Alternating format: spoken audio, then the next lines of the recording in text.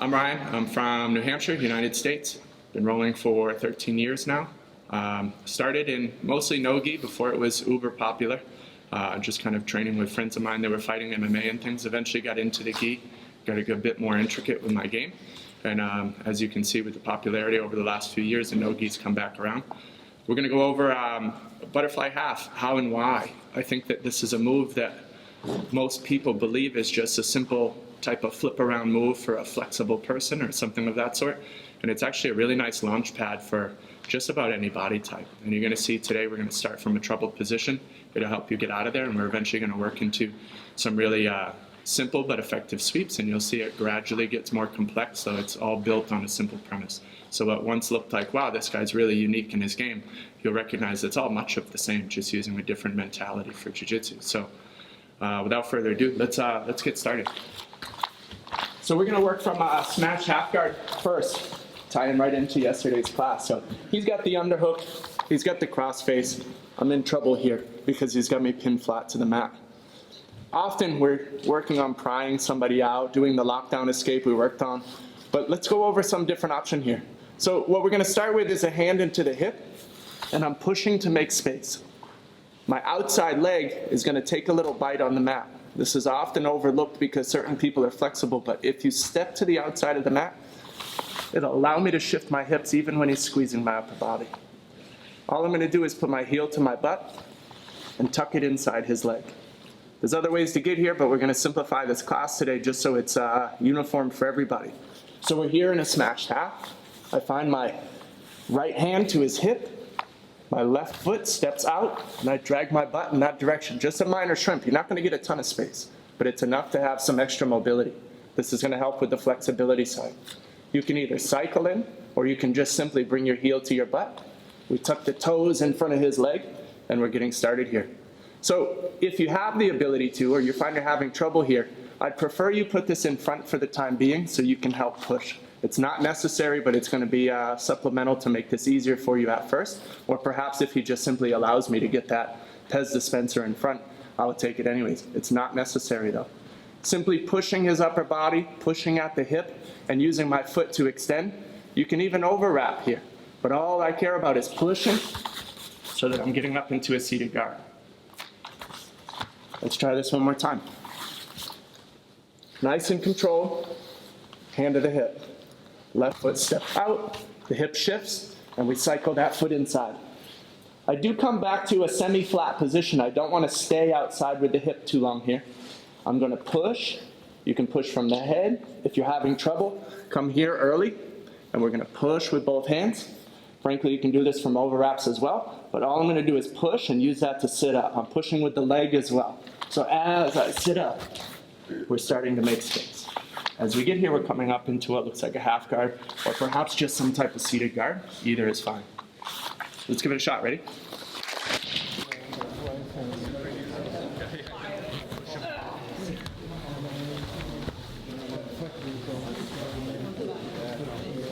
So the next part of this, we're going to get into the sweeping side just to get familiar with the details. We'll do it from a semi-unrealistic situation, though. You may find this, this sweep here or there. It's really just meant class-wise to get you familiar with the mechanics of the sweep. So if he's seated, I'm in a half with a butterfly hook. What I'm going to do is simply take my inside leg out so that it's no longer preventing him from moving. This elbow is a very big detail. A lot of people, when they're sweeping, they want to control the wrist. Though this works, and especially in the gi, you get a nice sleeve grip, there's an easier way to do this. If I simply bring his elbow inside his shoulder line, if you look straight down from his shoulder, he has no ability to post this arm. So I don't really need to control the whole arm. I need to contort it in a way he can't put it outside. So I simply just draw it to his belly button. If I can pull his elbow towards his belly button, push his head over that line, and lift with my foot, you get a very easy sweep. You notice I didn't fall over or do any large roll or anything of that sort. It's really just a matter of making him so far off balance that a slight lift of the foot will send him. So where we came up inside this butterfly half, I'm taking that hook off so that as I sweep, I don't prevent him. It would almost hold him in place if I left this foot inside. So almost all of these sweeps, we need to pay attention to not leaving that foot inside. You're gonna see as you ask questions during the class, why isn't this working? I'll bet you a handful of you it's that leg right there. So if you wanna make it easy, let's keep that hook out for now. We put the butterfly hook in. We're gonna pull the elbow towards his belly button, and I'm gonna push his head in that direction. And as I feel him off balance, a slight lift with the butterfly hook. Very easy. Anyone need to see it again? Let's give it a shot, ready? Can I not also help it? Yes. Can I not also even help with that? The right way. We're not doing what we were doing. So we've got the proper mechanics down now. We're going to put it into a realistic situation. As I was discussing and had quite a few questions on why would I push ahead and not take an underhook? Well, surely if he sits in front of me and lets me push his head, I would, but any reasonable grappler is not going to give me something that simple, or at least not on purpose. Most of the time, this will be done from an underhook, and let's get into it. So if I'm in a classic half guard, we're going to work on getting that hook back from here. This time we're not smashed, right? So we're inside our frame. I've got the cross shoulder post, I've got a bicep monitor. This time much easier. Very easy to insert that leg. But I do want you to remember that the inside leg, the leg that's holding him in half guard, needs to come off when it's time to sweep.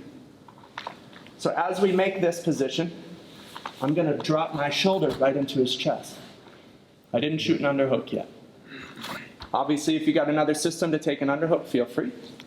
But from this one, we're working from some type of knee shield, either low or high. Post outside, make the space, put the hook in. I like to drive my shoulder to his chest and then take the underhook so the whizzer isn't so prevalent. Very tough for him to stop this underhook.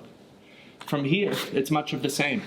Notice that in order to sweep that direction, he has to post his hand. If I were to do this without killing the post, he stops. So if I take the post away before I start sweeping, the sweep becomes very easy, often ending up in some form of mount, knee on belly, depending on what his reaction is. It's a very tight, simple sweep. It's not this hard motion of launching someone. So we're in a classic half guard knee shield. Low or high is fine.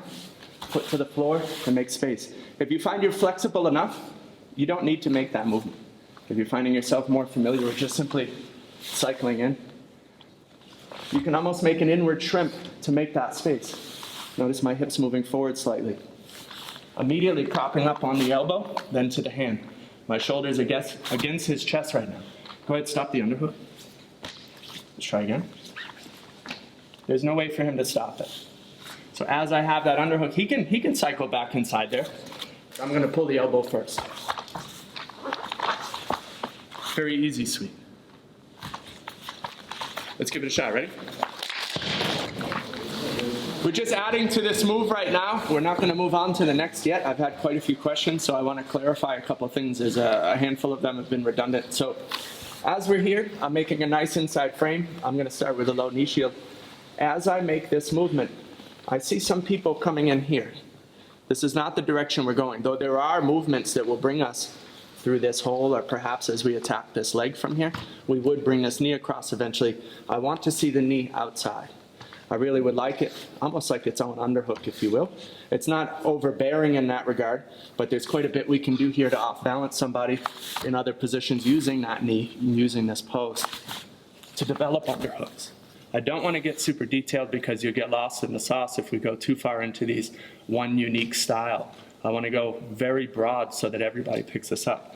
So as you put this hook in, the knee stays outside his chest. We're not in front of it. Secondly, as I come up for the underhook, whether it's shoulder first, I see some people playing that elbow blade, I like that. My head position, right into the side of his face. So if you get here and I'm able to make some type of wedging with that, it's much easier. Secondly, as I pull this arm in, I don't need to bring it all the way here or all the way through here. All I simply need is to roll that elbow in towards his belly button, maybe 2-3 inches or so, just enough so that as I move him, he wants to post it and he can't. His post here does no good. If I make this sweep and he doesn't, keep your hand here and don't move it. I still sweep. because it's not a wide enough post. Think of him like a bicycle with a kickstand. If that kickstand went straight down, it's really not holding that bike up for much. So you make that 45-degree wedge, it's a much better kickstand. He's trying to adjust this hand to be a better kickstand. I'm adjusting from his elbow to not allow that. So if we add those minor details of keeping the knee outside, as I come up, my head goes into the far side of his head, or I'm sorry, the near side of his head. And as I kill his post, I don't need to drag it across my body, just enough here. Very easy. Let's give it a shot, ready?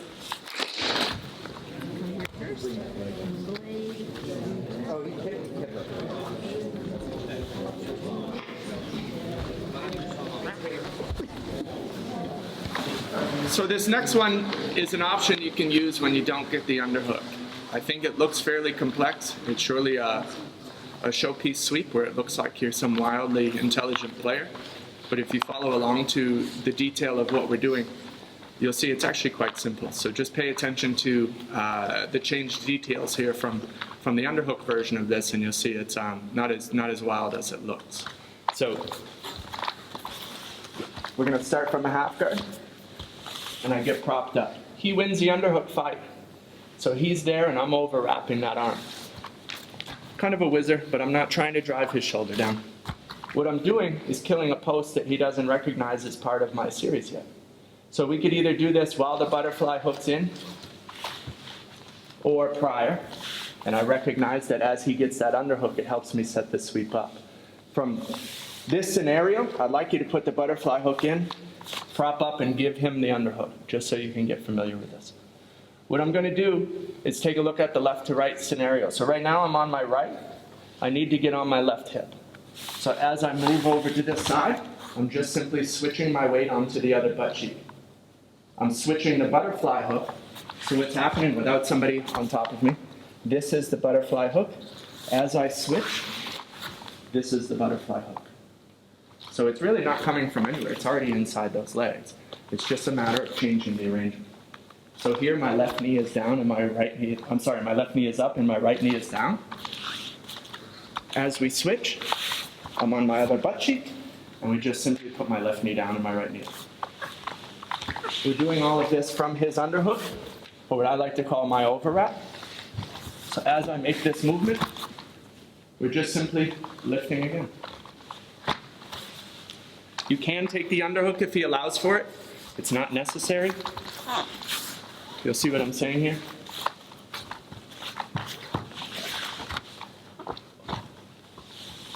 So I sit up for the underhook, he wins the fight. Okay, here comes my butterfly hook.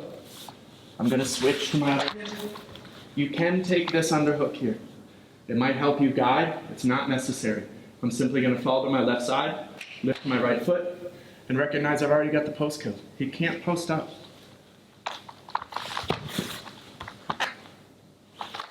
Let's give it a shot. Ready? Kind of covered the basics. I think it's tricky to put a class together in a position that I would say historically people shy away from because it looks like a flexible person's game or a for fun niche market area of jiu-jitsu.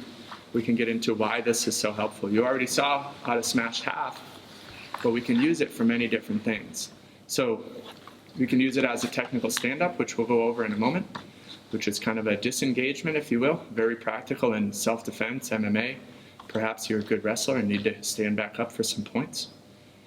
But I think fundamentally, this butterfly hook helped me out of some big plateaus around brown belt because I was getting crushed by better players. My sweeps started failing, they're passing, they're getting to a position where my old half guard sweeps weren't working. I wasn't able to transition into that offensive. This is very helpful in quite a few different ways. So as he's smashing me here, I'm using that hook to start changing the rules of what he needs to do to pass.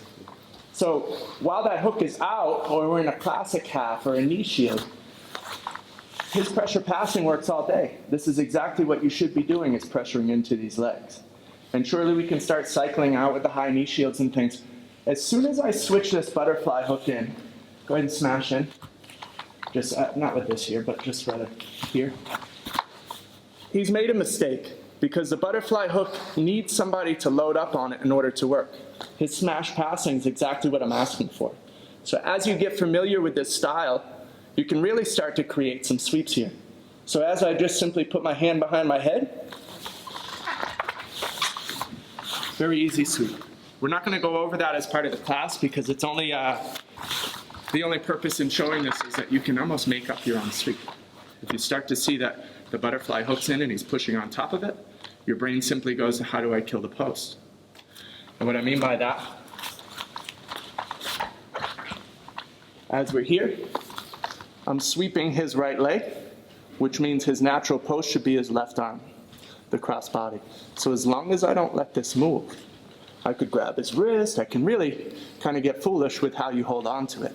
The idea is that as long as he can't create that kickstand, this butterfly hook is terrible for him. It might even be me just pinching his head or his arm down with my head.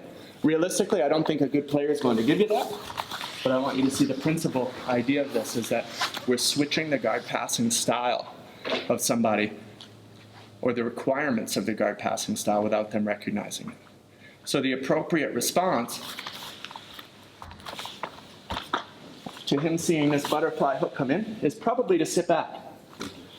So as he sits back, we're going to go over a move right quick, is I'm clearing my knee and I'm keeping my inside foot in.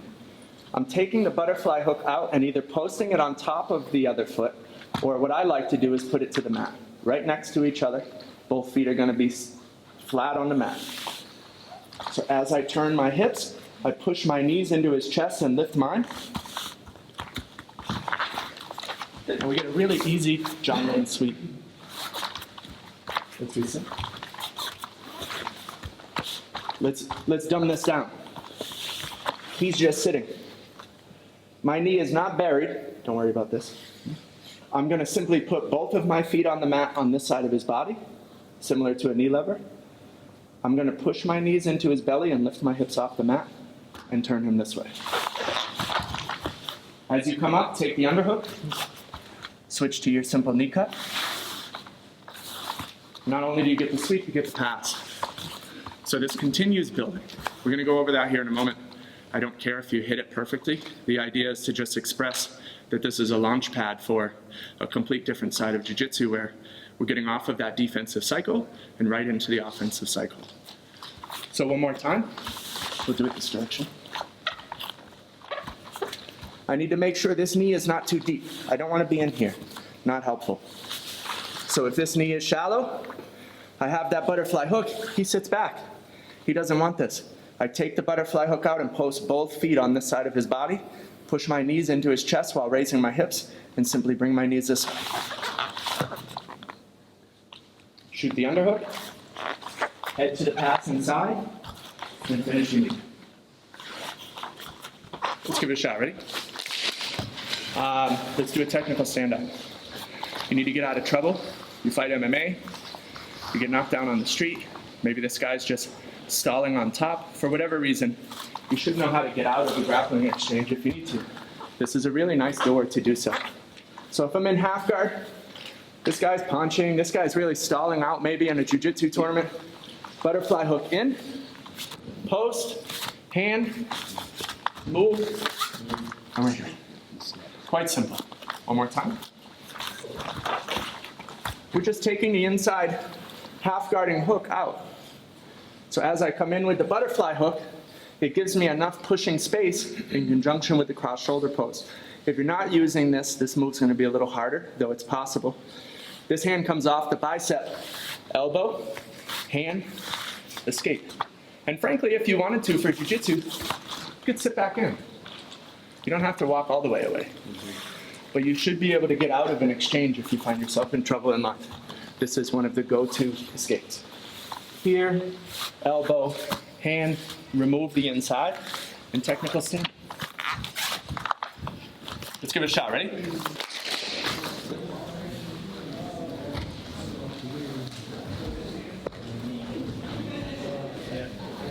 We'll grab a quick photo, and if you have any questions on that, and I'm sure you do, please don't be nervous. That's what we're here at the Globetrotters for. Ask questions. We're on the mats with you guys, and if it's that John Wayne sweep or anything to do with the knee lever from the other day, anything to do with these underhooks, overhooks, how your feet work, don't feel like a question's too stupid. You don't know it till you know it, then it's obvious. But really, it's just a collection of knowledge. So please don't hesitate to ask me or any of the other instructors on the mats. I see a bit of shyness or reluctance from this person or that, and we're hoping to diminish that completely. So thank you guys for coming.